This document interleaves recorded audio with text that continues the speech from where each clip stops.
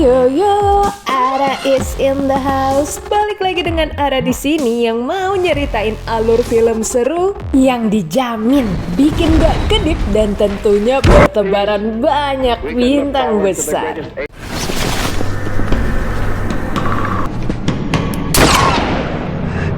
Wih, baru juga mulai. Aksi dari dua pejuang perang ini auto bikin tegang sekaligus meringis. Buset, pertarungan seru itu langsung berasa kayak kucing berantem ketika penghuni asli pulau tempat mereka terdampar muncul. TV pun dipenuhi oleh berita kemenangan sekutu serta temuan-temuan baru berkat kamera yang berhasil diluncurkan keluar angkasa. Kembali ke Amerika Serikat, dua partner beda generasi ini berusaha menemui seorang menteri yang sudah mengulur janji temu mereka sampai 5 kali. Ayolah, ketahuan banget ini si menteri ogah ketemu mereka. Meski nyaris ditinggalin, Brooks berhasil meyakinkan sang menteri untuk membantu mereka mengeksplorasi Skull Island, pulau yang baru terfoto satelit ini. Tak ketinggalan, Bill juga meminta dukungan militer. Ya, jadi aja pasukan yang ditarik pulang karena perang usai ini batal pulang. Ada Mills yang batal ketemu ibunya yang terkenal males ngebales suratnya. Dan juga Chapman yang batal menghadiri ulang tahun anaknya. Semua gara-gara si Letkol Packard yang mengalami krisis jati diri ketika mau ditarik pulang dan malah memilih menerima operasi ini di detik-detik kepulangan mereka. Nggak cukup sekompi pasukan tentara, Bill juga membawa Brooks untuk merekrut mercenary alias tentara bayaran. Meski mantan tentara Inggris itu meminta bayaran 5 kali lipat ditambah bonus jika mereka berhasil kembali dengan selamat. Or what am I tracking? Selain mereka, ada juga nih fotografer cantik anti perang yang rela jauh-jauh belusukan karena mencium sesuatu dari ekspedisi Monarch yang dipimpin Bill ini. Kelompok unik ini pun tiba di Bangkok, titik pertemuan mereka dengan kapal Athena sebagai transportasi. Saintis, tentara, mercenary, dan sang fotografer. Mereka berkumpul dan menerima uraian singkat tentang rencana para ilmuwan yang hendak memetakan pulau yang melibatkan bom seismik, serta rencana kepulangan mereka 3 hari kemudian yang akan dijemput di ujung pulau itu.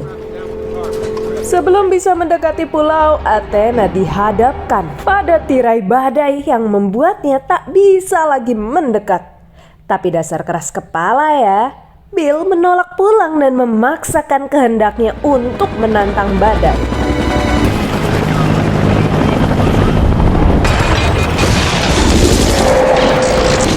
Perjalanan ekstrim melewati badai akhirnya terbayar dengan keberhasilan mereka memasuki pulau itu.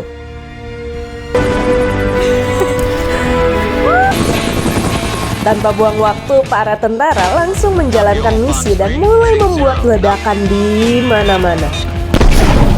Hah? Dari mana asalnya tuh pohon, weh? Satu persatu helikopter Packard berjatuhan dan sang Letkol memerintahkan anak buahnya untuk segera membentuk formasi perlawanan.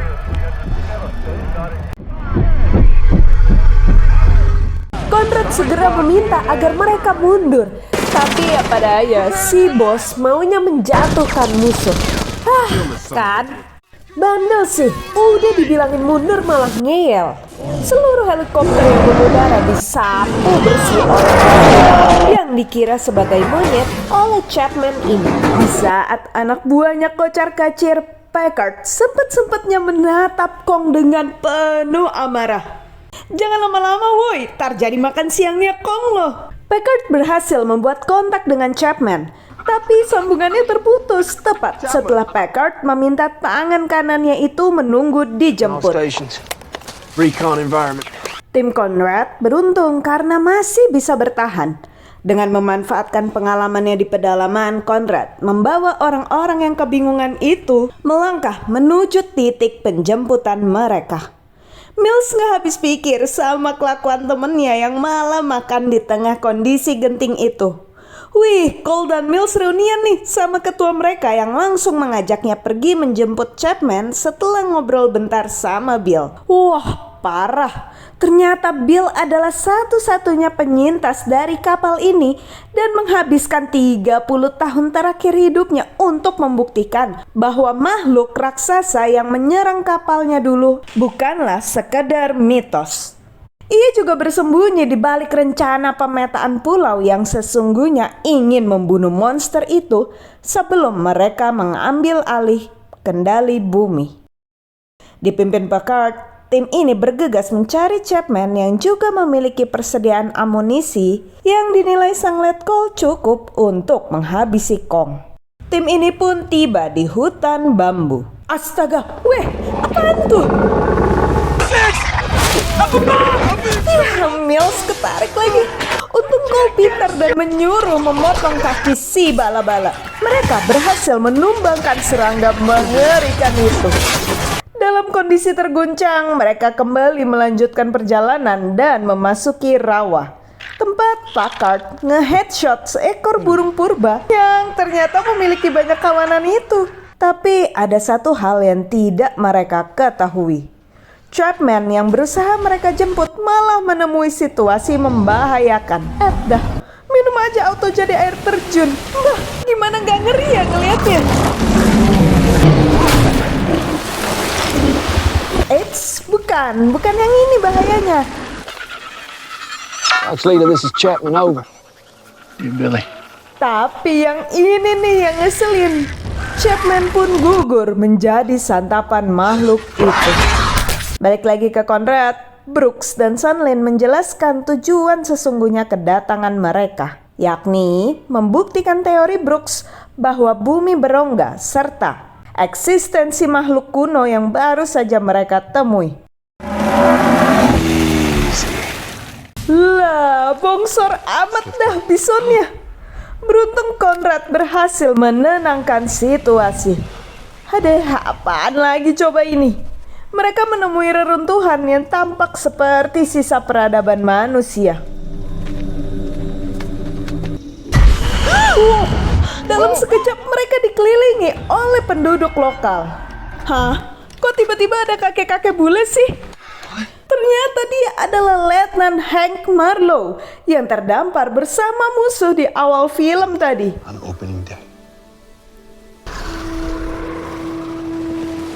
Marlowe membawa mereka menuju desa tempat mereka diizinkan untuk tinggal. Ia juga menceritakan tentang penyelamat kaum ini yang sempat menginterupsi pertarungannya dengan Gunpei saat tiba di tempat itu. Sedangkan musuh mereka sesungguhnya adalah kadal tua jahat yang memangsa Chapman tadi. Kadal itu juga yang membunuh Gunpei serta keluarga Kong. Dan itulah kenapa Kong marah. Karena bom yang mereka lemparkan membangunkan kadal-kadal itu yang tinggal di bawah bumi. Kong dapat mengatasi yang masih muda.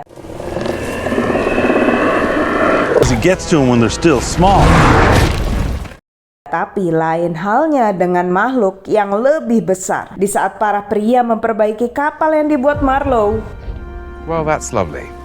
Mason menghabiskan waktu dengan mengeksplor desa. Mendengar suara aneh, Mason nekat melangkah keluar dan membantu sang bison malang. Saat ia tidak cukup kuat untuk mengangkat bangkai helikopter itu, Mason kembali dikejutkan karena keberadaan Kong. Setelah seharian ngebenerin kapal Marlowe, mereka menyambut malam yang dihiasi aurora. News yang anxious malah digodain Marlowe yang bilang akan menikamnya saat ia tidur. Conrad memberikan matches peninggalan ayahnya untuk membantu Mason memperbaiki kameranya. Conrad dan Mason bukan satu-satunya yang menikmati langit malam itu. Ada si Raja Pulau serta tim Packard yang juga tengah beristirahat.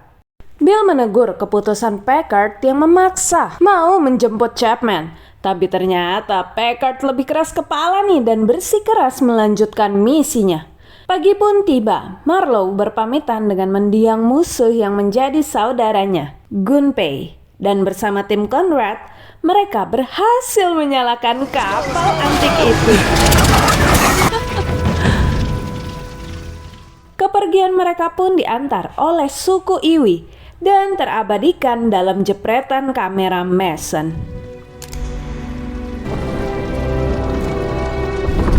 Di kapal, Marlowe menceritakan istrinya yang baru saja melahirkan tepat sebelum ia bertugas. Keinginan sederhana pria tua itu hanyalah memiliki kesempatan satu kali saja untuk melihat istri serta putra yang tak pernah ia temui. Wah, akhirnya Packard berhasil membuat kontak dengan Slivko dan mengetahui posisi masing-masing. Haduh, kagak bisa apa ya pada pulang dengan aman? Tim ini kehilangan Nis gegara serangan burung. Saat akhirnya bertemu, Packard meminta Conrad menuntunnya untuk mencari Chapman. Mengabaikan peringatan Marlowe tentang tempat yang ditujunya karena merupakan sarang si kadal, Conrad menyetujui permintaan sang letkol dengan syarat akan langsung kembali jika Chapman tak berhasil ditemukan. Mereka pun tiba di dataran luas yang menjadi makam orang tua Kong. Meski sempat ragu, mereka terus dipaksa Packard untuk maju. Di tengah kepulan gas itu, Cole kembali melakukan hal unfaedah yang mengakibatkan ledakan. Ledakan yang tentunya memancing si Skullcrawler. Kan, giliran nongol baru pada ngacir. Tak satu pun dari mereka berani membuat suara saat monster itu muntah. Muntahnya kepala Chapman masa? Packard memimpin mereka berjalan saat si kadal tak lagi terlihat. Dan kembali kadal itu memakan korban.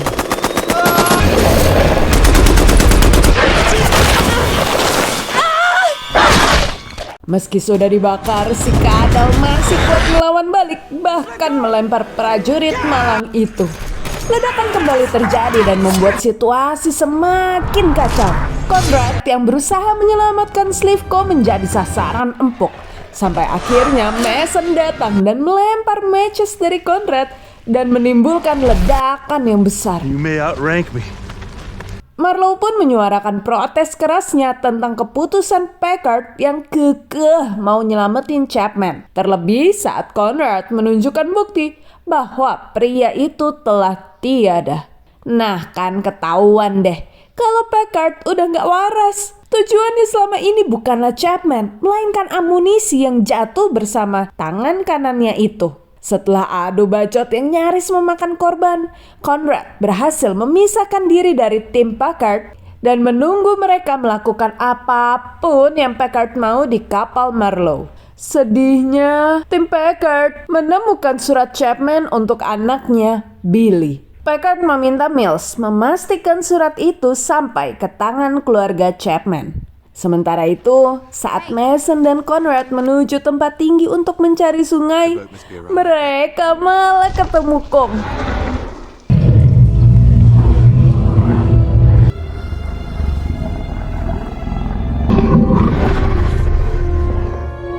Yah, Packard benar-benar ngelaksanain niatnya yang mau menjebak Kong.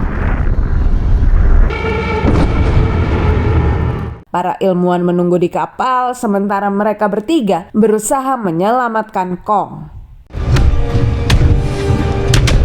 Waduh, kan bener, Kong tumbang gegara dibakar Packard.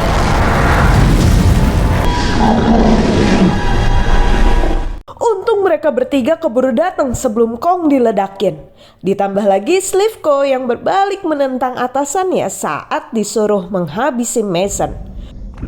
Nah loh, Skullcrawler dewasa muncul kan gara-gara Packard ngerusuh. Tapi pria ini malah bengong dong meski Conrad sudah berusaha mengajaknya pergi.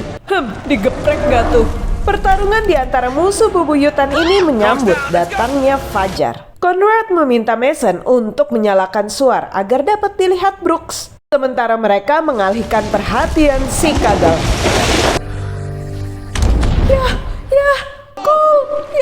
Niat Cole ngorbanin diri ditepis begitu saja oleh Skullcrawler. Berkat suar yang ditembakkan Mason, Brooks datang dan memberi bantuan.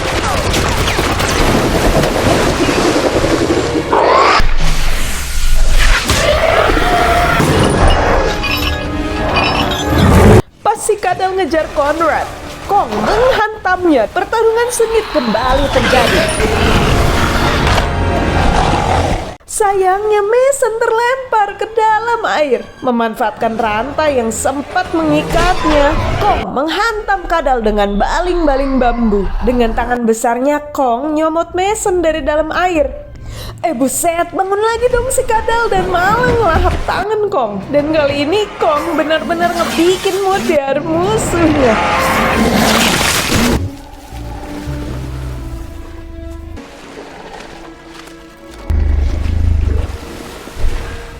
Meski kehilangan lebih dari separuh timnya, kelompok kecil ini memulai perjalanan kembali ke peradaban mereka.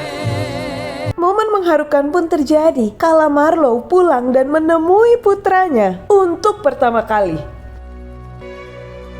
Nggak kayak Mason dan Conrad yang malah ditahan Monarch dan menemukan fakta bahwa Kong bukan satu-satunya makhluk raksasa di muka bumi.